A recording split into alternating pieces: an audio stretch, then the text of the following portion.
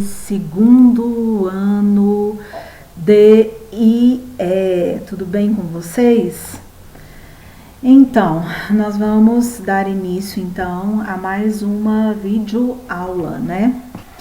Mais uma videoaula.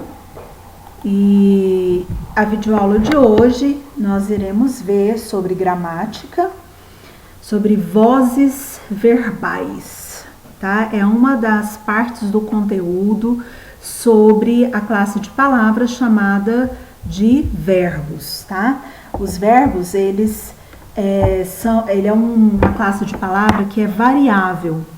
E ele é variável porque ele muda. E ele muda como? Ele muda flexionando em tempo, em pessoa, em modo. E ele se flexiona também.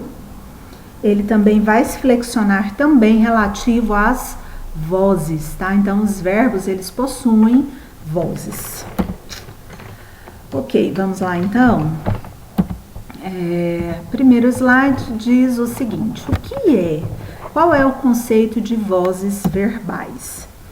As vozes verbais informam a relação entre a coisa referida e os participantes daquilo que é relatado. Então, é essa relação entre a coisa que está se falando, né? A coisa sobre o qual está se falando, e sobre os participantes que também fazem parte dessa mesma frase, né? Digamos. Próximo slide diz o seguinte: o que mais que tem nessas vozes verbais? Elas se dividem em três. Que é a voz, primeiro, voz ativa, segundo, voz passiva e terceiro, voz reflexiva, tá? Então, as vozes verbais, elas se dividem em três. Nós veremos cada uma delas agora nesses próximos slides. A primeira que nós vamos ver é a voz ativa. O que diz sobre a voz ativa?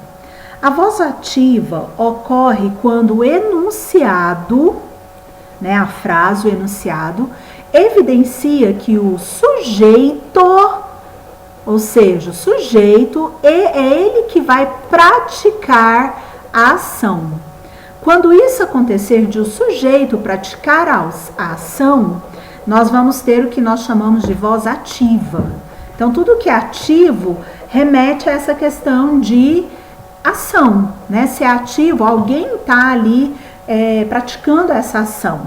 Então, quando você tem esse sujeito que pratica a ação, você vai ter a voz ativa. Esse sujeito que pratica a ação, ele tem um outro nome também. Ele pode ser chamado de sujeito agente, porque ele age, né?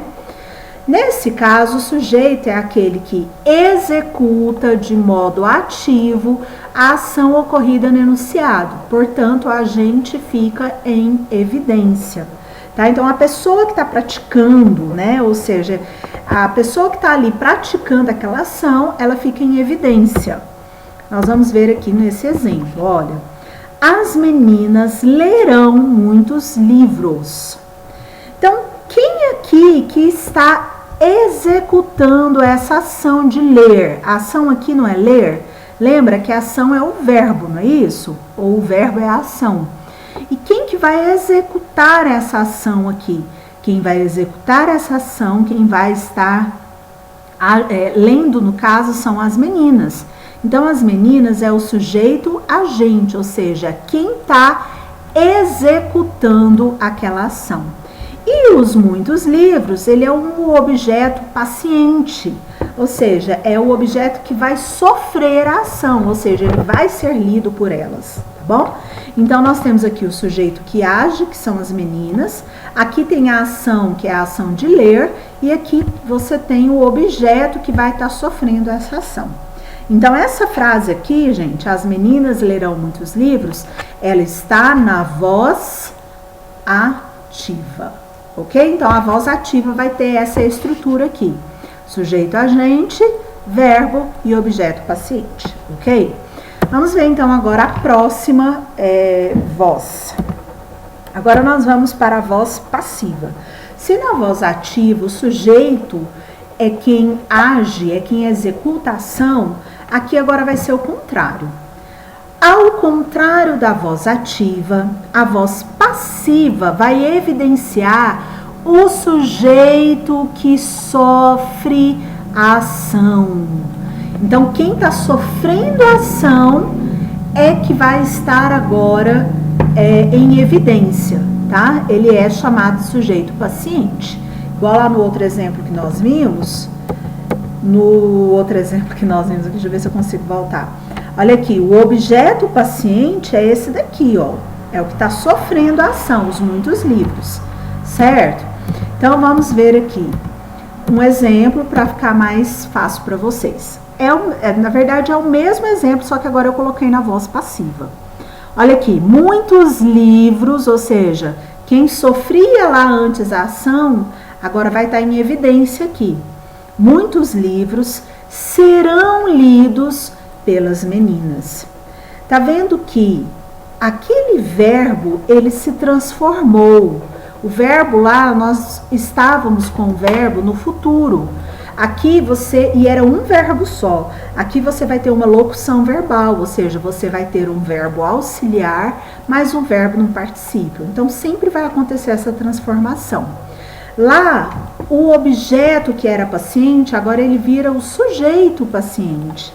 E quem antes era o agente ativo, agora ele vai ser o agente da passiva, né? Ou seja, por quem vai ser feita essa ação.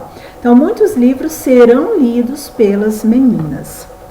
Eu vou mostrar aqui para vocês, novamente, essa questão dessa transformação da voz ativa para a voz passiva. Então, olha só, atenção aqui nessa voz ativa. O gato comeu o rato. Aqui eu tenho o sujeito que está exercendo está agindo, né? Ele está fazendo a ação de comer. E aqui é o que está sofrendo. O rato é quem está sofrendo. Isso daqui nós estamos na voz ativa. Agora, olha só como que é quando a gente transforma para a voz passiva. O rato, que era só um objeto passivo, agora é ele que está em evidência. Esse verbo aqui, que era um verbo apenas, ele vai se transformar em uma locução verbal, por um verbo auxiliar e um verbo no particípio. E nós vamos ter também o gato, que era o sujeito, agora ele vai ser agente da passiva. Então, como que ficou? O gato foi comido pelo... o rato foi comido pelo gato.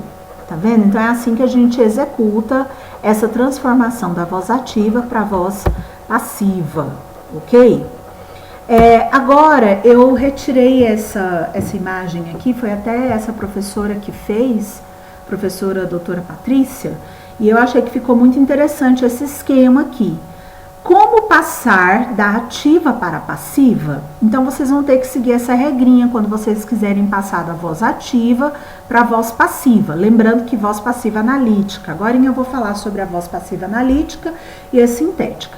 Então, a voz ativa começa assim. Você tem o sujeito, você tem o verbo, no caso aqui é um verbo transitivo direto, e aqui você tem o objeto direto. Então, olha só como que ficou.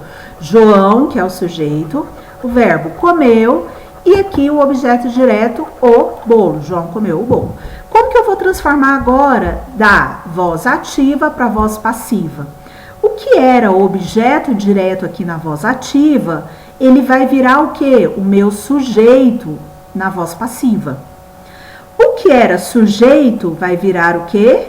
Agente da passiva, aqui na minha voz passiva analítica. E o meu verbo, que era apenas um, ele vai se subdividir em dois, tá?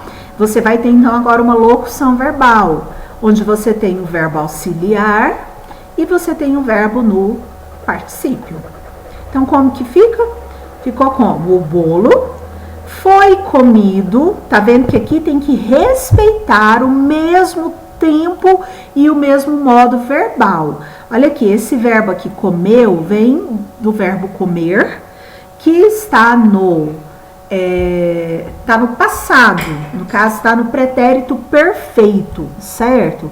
Então aqui ele vai ter que continuar no pretérito perfeito. É igual que o verbo ser no pretérito perfeito é foi. E isso é o verbo auxiliar.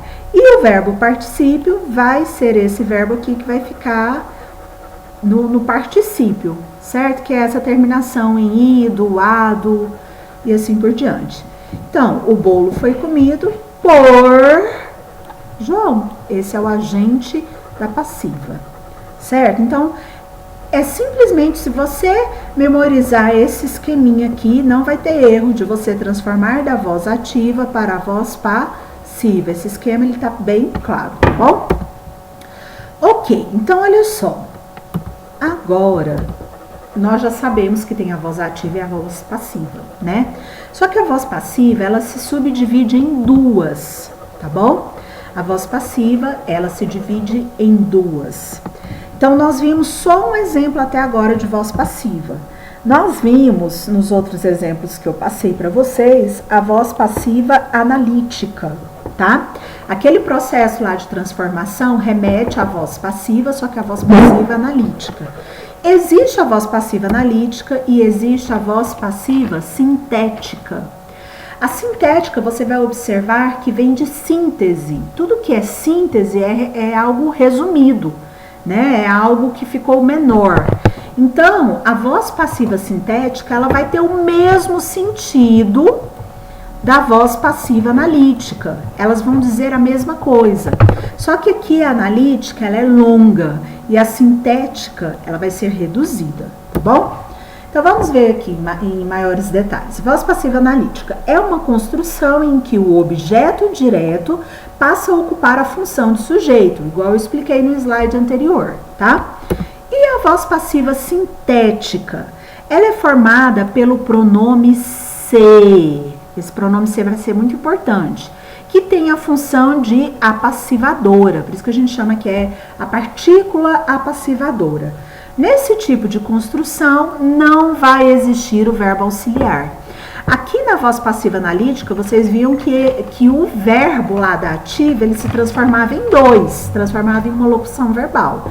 Aqui na voz passiva sintética, você não vai ter locução verbal, você só vai ter um verbo também. Então, olha só, como que seria isso na prática, né? Olha aqui, apartamentos são alugados, tá vendo? Aqui você tem a voz passiva analítica, que é aquela mais extensa, tá bom? Então, olha aqui a presença dos dois verbos, o verbo auxiliar no presente e o alugados que tá no particípio, ok? E como que ficaria essa mesma frase, só que na voz passiva sintética, eu vou ter a partícula apassivadora. Essa partícula apassivadora é esse pronome se aqui, ó. Então, o que vai acontecer? Você vai deixar o verbo aqui, esses dois verbos que antes era uma locução verbal, ele vai se transformar em um verbo só. Com a presença de quem? Do pronome apassivador ou partícula apassivadora, que é o se. Então, vai ficar como? Alugam-se apartamentos. Se você observar tanto essa frase quanto essa frase, elas dizem a mesma coisa. Só que foi a forma como elas foram estruturadas. Aqui você tem uma forma mais longa, por isso que ela é analítica. E aqui você tem uma forma mais curta, por isso que ela é sintética, tá bom? A diferença entre elas vai ser a questão do verbo, né? Que aqui você vai ter uma locução verbal, aqui você vai ter apenas um verbo, e da partícula ou pronome apassivador ou partícula apassivadora, ok? Vamos então agora para o nosso último exemplo de voz, né? Nós já vimos voz ativa, nós já vimos voz passiva e tem por fim a voz reflexiva. Então, como que vai ser essa voz reflexiva? Na voz reflexiva, o sujeito, ele vai ser sujeito agente e o objeto paciente, eles coincidem. É como se esse sujeito fizesse a função de objeto e o objeto fizesse a função de sujeito, tudo isso ao mesmo tempo. Por isso que ela é reflexiva. Isso significa que o sujeito faz uma ação expressa pelo verbo que ele mesmo sofre. Então, o sujeito ele vai fazer a ação e ele vai sofrer a ação ao mesmo tempo. É como se fosse um ciclo. Ele faz a ação e ele sofre a ação ao mesmo tempo, tá? Olha o exemplo aqui para vocês verem. O menino se cortou. Olha aqui, o menino não é um sujeito, ele é o sujeito que está executando a ação de cortar, mas ao mesmo tempo que ele executa, ele sofre aquela ação, tá? E ele vai sofrer aqui através do objeto paciente. Esse ser aqui que vai indicar que ele está sofrendo. Esse o menino indica que ele está praticando.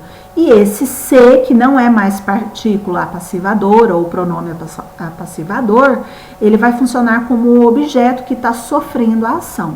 Então, o menino, quando ele corta, ele está cortando. E, ao mesmo tempo, ele está sofrendo aquela ação, porque ele está cortando a ele mesmo.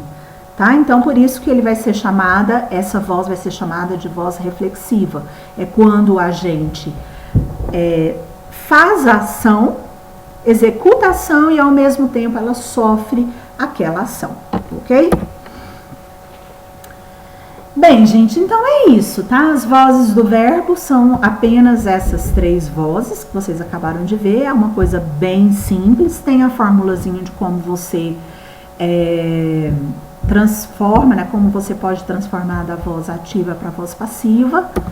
Não tem muito segredo, então agora o que você vai fazer? Vocês irão resolver as atividades da apostila de língua portuguesa do número 6 a 10, tá? São as questões do 6 a 10, do número 6 ao 10, ok?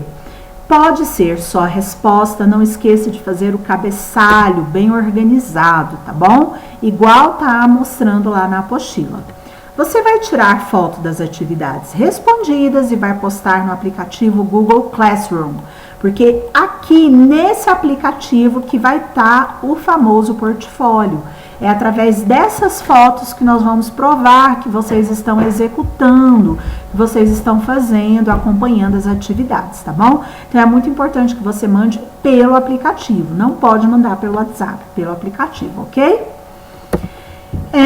Aqui tem a bibliografia, esses 2 endereços foi de onde eu tirei, tá bom? Posso deixar disponível os slides para vocês acompanharem também. E assim, para qualquer coisa que vocês precisarem, eu estou à disposição, tá bom? Bons estudos para você e até a próxima!